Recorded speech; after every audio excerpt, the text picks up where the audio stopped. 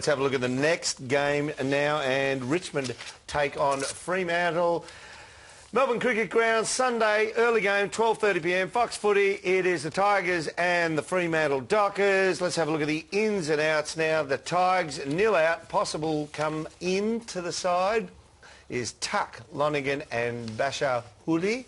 How'd you like that? Yeah, we go. All good ends, Derm. When you look at what you want to come back in, all of those are very capable players, no doubt about that. I know there's different view on the panel here, but I've got no doubt they've broken that, whatever it is, the hoodoo in Queensland, and they'll go on and win. I reckon they need 3, maybe 4, but probably 3 will get them home. I reckon Richmond is a big statement. Richmond, despite what you blokes reckon, I reckon Richmond will win 3 and make the finals. I like Richmond. Yeah, so do I. In fact, I like them so much, I'm going to show this next graphic of how they've gone about making it into the 8 this season so far.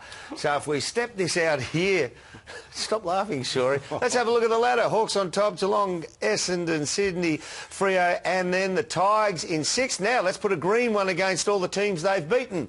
And the only team they've beaten in the 8 is Port Adelaide. Port Adelaide, that was during their slump too, I think. So, they're the teams they've lost against. North Melbourne are no slouches, and they really gave it to the Tigers. I am a rat for Tigers. The one thing they've got to do is make it into the finals, and then they can start building on that, whether it's this year or next year. Break the hoodoo of not getting into finals. So that's their #1 prerequisite for season 2014. I'm sure that Damien Hardwick won't even say anything remotely like what I've just said. It'll all be about just build for this season, and we do the best we can and hopefully get as high as they can. But for me, from the outside looking in, natural progress will be make the finals. That graphic and your explanation of it has convinced me that you will not see Tigers in the final. Ooh. Well, all right then. If you need further proof, let's have a look at the Tigers' next 4. They've got Fremantle at the MCG, Sydney at the SCG, Hawthorn at the MCG, and the easiest one is Brisbane, and who knows how good they'll be by then if they keep rolling teams from 33 points down. David? Yeah, or Dermot. How many can they win of that? Well, I think 2. Oh, yeah? And they've got to find one of the last 3. We didn't put the last 3 up to my case. They'll win the last 3. Massive 1-2, round 23 against the Bombers. It's going to be huge. What a finish to the year. I saw Damien Hardwick in the airport after the game, and I said to him, I was so hoping that young kid from the Suns kicked that just to see what your team would do and how they'd react. And I thought he was going to give me a clinical answer, and the answer he said was 2 words, and I can't say them.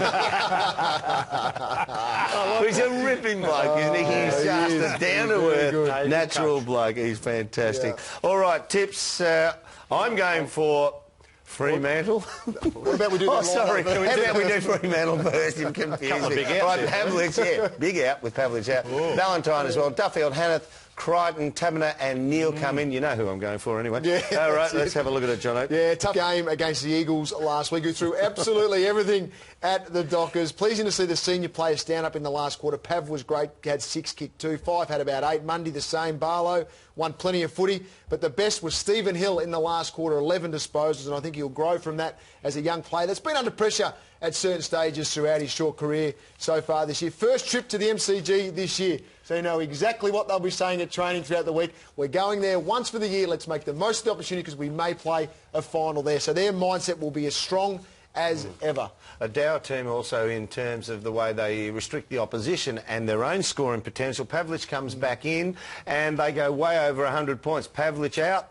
What will happen this week? So let's have a look at the Vero performance indicators, Jono. Yeah, well, you look at both sides. They're both excellent when it comes to that kick-to-handball ratio. Richmond #2 in the comp and Fremantle #1. Especially Fremantle. Watching them last week, they like to go short a lot, use that lead-up player, kick the ball 25, 30 metres on a lot of occasions and just keep rolling it through. That rolls through the corridor as well for both teams. So it's going to be based on the turnover in this game. If you can turn over the ball, especially through the corridor, then if it's Fremantle, for example, it's going to go whooshka straight down their end of the ground, going to give their forwards the best opportunity as well. Richmond will be looking to do the same thing. So at some stages, as much as Fremantle defend well, and we love the way they clog up from their forward line and don't let the opposition get the ball out, if Richmond do, it's going to go quickly, and they need to do that to give Jack Riewoldt the best chance.